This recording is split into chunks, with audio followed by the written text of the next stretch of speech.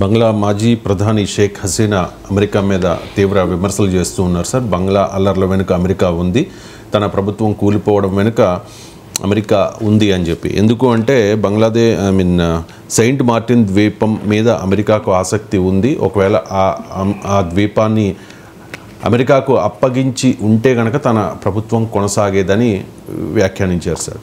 So ఇప్పుడు Saint Martin's ద్వీపం ఏంటి అసలు అనే దాని మీద పెద్ద చర్చ జరుగుతోంది. ఏంటి సెయింట్ మార్టిన్స్ ద్వీపం ప్రాధాన్యత? అంటే సెయింట్ మార్టిన్ ద్వీపం ప్రాధాన్యత కన్నా ముఖ్యమైనది, కీలకమైనది ఏంటంటే నిజంగానే అమెరికా ఎందులో పాత్ర ఉందా లేదా, అమెరికా ఎందుకని జోక్యం చేసుకుంటుంది అనేది మోర్ ఇంపార్టెంట్. సెయింట్ మార్టిన్ ద్వీపం ఏముంది, గూగుల్లో కొట్టిన వస్తే వాటి సెయింట్ మార్టిన్ ఐలాండ్ అని. ఇది మన బే ఆఫ్ బెంగాల్కు దగ్గర ఈశాన్య ప్రాంతంలో, north eastern bay of Bengal వైపుగా, అంటే సదరన్ మోస్ట్ టిప్ అంటారు. బంగ్లాదేశ్లోని దక్షిణ ప్రాంతంలో ఉన్న కాక్స్ బజార్కు సమీపంలో ఉంటుంది. ఒక బంగ్లాదేశ్ సదరన్ మోస్ట్ టిప్ నుంచి 9 కిలోమీటర్స్ దూరంలో ఉంటుంది. ఒక చిన్న ఐలాండ్, మియన్మార్ జల సరిహద్దుకు మ్యారిటైమ్ బార్డర్ దగ్గరలో ఉంటుంది. ఒక 3 చదరపు కిలోమీటర్ల విస్తీర్ణంలో ఉన్న చిన్న ద్వీపము, కొబ్బరి చెట్లతో నిండిన ద్వీపము. ఇందులో 3700 మంది ప్రజలు మాత్రమే జీవిస్తారు. ఇది బంగ్లాదేశ్కు సంబంధించినటువంటి ద్వీపం. ఈ ద్వీపం అమెరికా అడగదలుచుకుంది. అందువల్ల crucial question Saint Martin island ఏంటి అని కాదు, ఆ ఐలాండ్ ఏంటి అనేది కాదు, ఎందుకని అమెరికా షేక్ హసీనా తొలగింపులో ఏమైనా పాత్ర ఉందా. ఒకటి మొదలు మనం అడగాల్సిన ప్రశ్న ఏంటంటే, ఇలా ఒక దేశంలో ప్రభుత్వాల మార్పు, అమెరికా లాంటి దేశం అందులో ఇన్వాల్వ్ అవుతుందా అని. ఈ ప్రశ్నకు ఆన్సర్ మనకు ఎస్ అని వస్తుంది. ఎందుకంటే ప్రపంచవ్యాపితంగా అనేక దేశాల్లో అధినేతల్ని మార్చడం అమెరికా బహిరంగంగా, ప్రత్యక్షంగా, పరోక్షంగా అనేక దేశాల్లో ఈ రకమైన పనులు చేసింది. ఆసియా, ఆఫ్రికా, లాటిన్ అమెరికా, పొరుగున ఉన్న వెనిజులాలో ప్రభుత్వాల మార్పుకు, గ్రెనడాలో, చిలీలో, పనామాలో, ఇరాక్లో, లిబియాలో, ఇలా ప్రపంచంలో అనేక దేశాల్లో, బ్రెజిల్లో, బొలీవియాలో, ఇలా అనేక దేశాల్లో రెజీమ్ చేంజ్ అంటారు అమెరికన్ ఫారిన్ పాలసీ భాషలో. సో ఈ రెజీమ్ చేంజ్ తమకు నచ్చని, తమ ప్రయోజనాలకు సహకరించని, తమకు ఉపయోగపడని ప్రభుత్వ అధినేతలు అధికారికంగా చట్టబద్ధంగా గెలిచి వచ్చిన అమెరికా సహించదు. అమెరికా ప్రభుత్వం ఇప్పుడు వెనిజులాలో హ్యూగో చావెస్ ఎన్నికల్లో గెలిచాడు.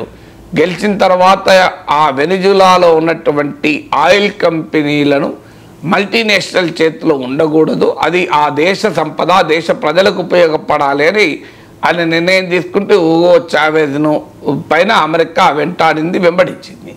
అలాగే చిలీలో చాలా దశాబ్దాల క్రితమే అలెండి అనేటువంటి దేశాధ్యక్షుడు, ఎన్నికైన దేశాధ్యక్షుడు, అక్కడ ఉన్నటువంటి కాపర్ మైన్స్ను జాతీయం చేసి మల్టీనేషనల్ ప్రయోజనాలు దెబ్బతీస్తే అలెండిని నేరుగా సిఐఏ కుట్ర చేసి చంపేసింది. క్యూబా అధ్యక్షుడు ఫిడెల్ కాస్ట్రోను చంపడానికి అనేకసార్లు ప్రయత్నాలు చేశారు. పనామాలో అధ్యక్షుడినైతే నిర్బంధించి అమెరికాకు పట్టుకొచ్చారు. మీకు ఇరాక్లో సద్దాం హుస్సేన్, ఇరాక్లో మిలిటరీ జోక్యం చేసుకొని సద్దాం హుస్సేన్ అంతం చేశారు. ఇరాక్కు డెమోక్రసీ ఇస్తామన్నారు. ఇప్పుడు ఇరాక్లో డెమోక్రసీ ఉందా? ఒక ఉదాహరణ చాలు. అమెరికా కృషి వల్ల ఏర్పడిన ఇరాక్ ప్రభుత్వం ఇప్పుడు అమ్మాయిల పెళ్లి వయస్సును 9 ఏళ్ళు తగ్గించింది. అది అమెరికా సృష్టించిన డెమోక్రసీ ఇరాక్లో. సో ఇరాక్లో అమెరికా సృష్టించిన డెమోక్రసీ ఎంత గొప్పదో దీన్ని బట్టి అర్థమవుతుంది.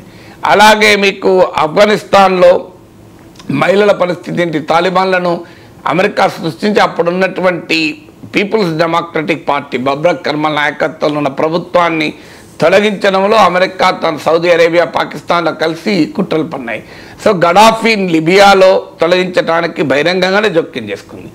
ఇలా మీకు సిరియాలో బషర్ అల్ అసద్ ప్రభుత్వాన్ని తొలగించడానికి చాలా ప్రయత్నాలు చేసింది, కానీ రష్యా అండదండల వల్ల బషర్ బతికిపోయాడు. ఇలా వరల్డ్ వైడ్గా అమెరికా తనకు నచ్చని, తన ప్రయోజనాలకు ఉపయోగపడని, అడ్డంగా ఉన్న వారిని తొలగించుకోవడం అనేది మీకు ఇన్ని ఉదాహరణలు చెప్పాను. చరిత్ర ఇది గత 5 దశాబ్దాల చరిత్ర అర్థమవుతుంది. అయితే అమెరికా చెడు నియంతల్ని, ప్రజా కంటకుల్ని, దుర్మార్గుల్ని తొలగిస్తుంది అనే వాదన కూడా చేసేవాళ్ళు ఉండొచ్చు. కానీ వాళ్ళు అలాంటి వాళ్ళని తొలగించుకోవాల్సిన పని, బాధ్యత ఆ దేశ ప్రజలది, అమెరికా కాదు.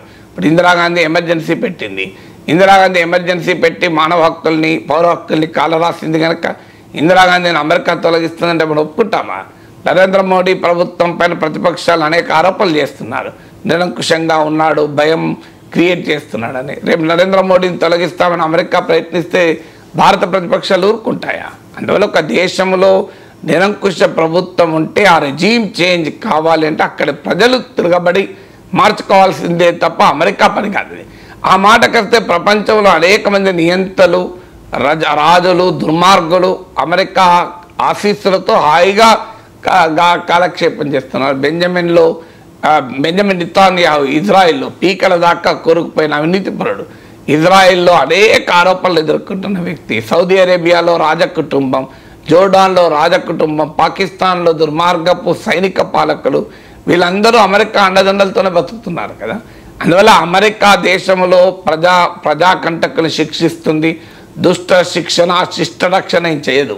అమెరికా తన ప్రయోజనాలకు ప్రభుత్వాలు ఉపయోగపడకపోతే నయాన్నో భయాన్నో ఆ ప్రభుత్వాలను భయపెట్టి అవసరం వస్తే అక్కడున్న ప్రభుత్వాలను తొలగించడానికి కూడా వెనుకాడడానికి చరిత్ర చెప్పిన సాక్ష్యం. షేక్ హసీనా ఈ ఆరోపణ నిజమా కాదా విచారణ జరపాలి. నేనేమి కన్ఫర్మ్ చేయడం లేదు. కానీ డెఫినెట్గా అమెరికా గ్లోబల్ హిస్టరీలో, వరల్డ్ హిస్టరీలో ఇలాంటి పనులు గతంలో అనేక సార్లు అమెరికా చేసింది. అందువల్ల ఇక్కడ కూడా బంగ్లాదేశ్లో రెజీమ్ చేంజ్కు పనిచేస్తుందా అనేది ఒక ఆరోపణ షేక్ హసీనా నుంచి వచ్చినప్పుడు ఈ బ్యాక్గ్రౌండ్లో చూసినప్పుడు దానికి క్రెడిబిలిటీ ఉంటుంది. అందువల్ల అమెరికాకు ఇంట్రెస్ట్లకు అమెరికా స్థావరాలు ఏర్పాటు చేసుకోవటానికి అమెరికాకు సహకరించకపోతే ఆ పని చేస్తూ ఉంటుంది. ఇక మరి అమెరికాకి ఇక్కడేం పని అంటే ప్రపంచమంతటా అమెరికా సైన్యాలు ఉంటాయి. ఇప్పుడు అమెరికా బేసెస్ ఉంటాయి ఫిలిప్పీన్స్లో, సౌత్ చైనా సీలో చైనాను కంట్రోల్ చేసేందుకు తైవాన్ ఫిలిప్పీన్స్లో ఉన్నాయి. అలా బంగ్లాదేశ్కు సమీపంలో ఉన్న ఈ స్ట్రాటజిక్ ఐలాండ్, ఈ చిన్న ఐలాండే కావచ్చు, 3 చదరపు కిలోమీటర్ల ఐలాండే కావచ్చు. సో ఆ ఐలాండ్ కనుక తన చేతికి వస్తే అక్కడ వాటర్స్లో వార్షిప్స్ పెట్టుకోవచ్చు, యుద్ధ ట్యాంకులు పెట్టుకోవచ్చు. అక్కడ నుంచి ఇండియా, చైనా, మియన్మార్ ఈ దేశాలన్నింటినీ కంట్రోల్ చేయొచ్చు. అందువల్ల అక్కడ అమెరికాకు స్ట్రాటజిక్ ఇంట్రెస్ట్ ఉండడంలో ఆశ్చర్యం లేదు. Saint Martin's island. So America ఏమంటుంది, మేము అడగలేదు, మాకు సంబంధమే లేదు, మేము బంగ్లాదేశ్ సావర్నిటీని గౌరవిస్తామని చెప్తుంది. బంగ్లాదేశ్ ప్రధానమంత్రి ఇప్పుడే కాదు, లాస్ట్ ఇయర్ జూనే ఆరోపణ చేశారు. బంగ్లా నేషనలిస్ట్ పార్టీ తన ప్రధాన ప్రత్యర్థి ఖాలిదా జియా అమెరికాకు సెయింట్ మార్టిన్ దీవులు ఇవ్వటానికి సిద్ధపడింది. దానికి బదులుగా ఆమెకు సహకరించి అధికారంలోకి రావడానికి అమెరికా సహకరిస్తోంది అని. సో ఈ ఆరోపణ తనను తాను కాపాడుకోవటానికి హసీనా చేస్తుందా నిజమా, ఈ రెండు రకాల వాదనలు ఉన్నాయి. కానీ గత చరిత్ర అయితే అమెరికా ఆ రకమైన ప్రయత్నాలు చేసిన మాట నిజం.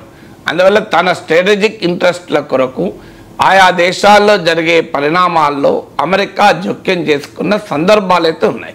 షేక్ హసీనా పట్ల అమెరికా వ్యతిరేక వైఖరి తీసుకున్నది నిజం. డెమోక్రటిక్ రైట్స్కి మేము కట్టుబడి ఉంటాం, ఫ్రీ అండ్ ఫెయిర్ ఎలక్షన్స్ కట్టుబడి ఉంటామని షేక్ హసీనా పాలన పైన పరోక్షంగా అమెరికా వ్యాఖ్యానించింది. అదే నిజమైతే మరి సౌదీ అరేబియాలో ఫ్రీ అండ్ ఫెయిర్ ఎలక్షన్స్ ఎందుకు ఉండకూడదు? అమెరికా ఎందుకు కోరదు? సౌదీ అరేబియాలో కూడా ఫ్రీ అండ్ ఫెయిర్ ఎలక్షన్స్ ఉండాలి, పాకిస్తాన్లో ఫ్రీ అండ్ ఫెయిర్ ఎలక్షన్స్ ఉండాలి, సౌదీ అరేబియాలో డెమోక్రటిక్ రైట్స్ ఉండాలి, పాకిస్తాన్లో డెమోక్రటిక్ రైట్స్ ఉండాలి. ఎందుకు అమెరికా మాట్లాడదు? అమెరికా ఇండియాలో డెమోక్రటిక్ రైట్స్ గురించి మాట్లాడుతుంది, చైనాలో మాట్లాడుతుంది, బంగ్లాదేశ్లో మాట్లాడుతుంది. కానీ పాకిస్తాన్లో డెమోక్రటిక్ రైట్స్ గురించి, సౌదీ అరేబియాలో డెమోక్రటిక్ రైట్స్ గురించి, డెమోక్రసీ గురించి ఎందుకు మాట్లాడదు? కారణం ఏంటంటే సౌదీ అరేబియా తనకు ఉపయోగపడుతుంది కనుక సౌదీ అరేబియాలో డెమోక్రసీ అవసరం లేదు, హ్యూమన్ రైట్స్ అవసరం లేదు. కానీ బంగ్లాదేశ్లో మాత్రం మాట్లాడతారు. అందువల్ల షేక్ హసీనా ప్రభుత్వం చేసిన ప్రజాస్వామిక అవినీతి పనులను మనం వ్యతిరేకించాల్సిందే. కానీ అదే సమయంలో షేక్ హసీనాకు వ్యతిరేకంగా పోరాడాల్సింది అక్కడ దేశ ప్రజలు. ఆ దేశ ప్రజలు పోరాడారు, మార్పు తెచ్చుకున్నారు.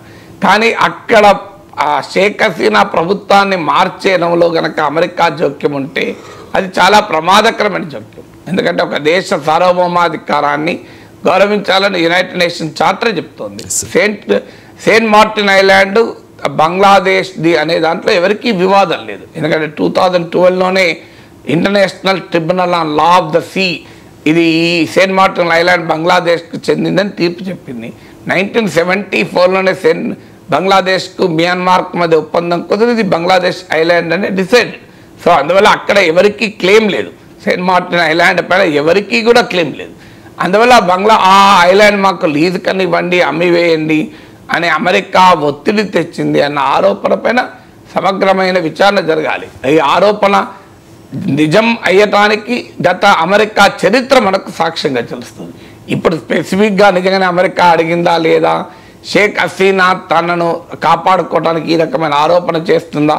ఎందుకంటే చాలామంది తమ దేశాలలో తమకు అనుకూలంగా రాజకీయంగా ఉపయోగించుకోవడానికి ఇలాంటి ఆరోపణలు చేస్తారు. ఇందిరాగాంధీ అనేక సార్లు విదేశీ హస్తం గురించి మాట్లాడేది.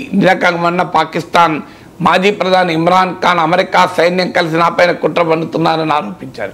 అందువల్ల షేక్ హసీనా కూడా ప్రజల నుంచి తన వ్యతిరేకతను తగ్గించుకోవటానికి తాను దేశం కొరకు నిలబడ్డాను అనే యొక్క ఎమోషనల్ సెంటిమెంట్ ప్రయోగిస్తుందా, నిజంగానే సెయింట్ మార్టిన్ ఐలాండ్ పైన అమెరికా కన్నేసిందా, వీటిపైన మనం ఇప్పటికిప్పుడు నిర్ధారించలేదు నేను. కానీ గత హిస్టరీ తీస్తే అమెరికా ఈ రకమైన పనులకు అనేక సార్లు పాల్పడింది అన్నది మాత్రం నిజం.